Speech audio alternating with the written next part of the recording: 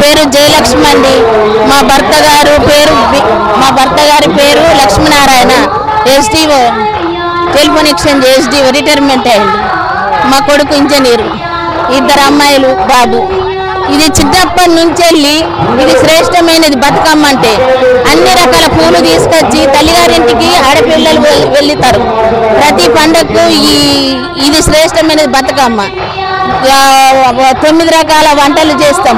గోధుమ పిండి, వరి పిండి, నువ్వులది, మినపది,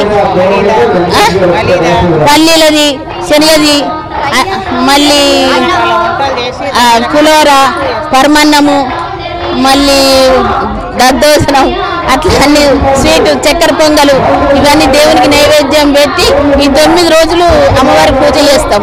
9 రోజులు పొద్దున చేస్తాం. స్నానం చేసి మడి వంట చేసి దేవునికి నైవేద్యం పెట్టి మంగళహారతులు ఇస్తాడు. డైలీ 9 రోజులు లలిత పారాయణం చేసుకుంటాము. ఇప్పుడు అమ్మాయిలు కూడా మరి పెద్దలు చేస్తున్నారు కదా అని మా అత్తగారు చేసినారని మేము చేస్తున్నామని మా కోడలు చేస్తున్నారు, మా బిడ్డలు చేస్తున్నారు.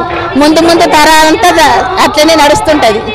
ఇది మంచిదే కదానండి. దేవి పూజ అంటే అమ్మవారి దీవెన మనకు ఎప్పటికి ఉంటుంది. కోరిన కోరికలన్నీ నెరవేరుస్తుంది అమ్మవారు. ఏది మొక్కుతుంది చాలా మంచిగా అనిపిస్తుంది.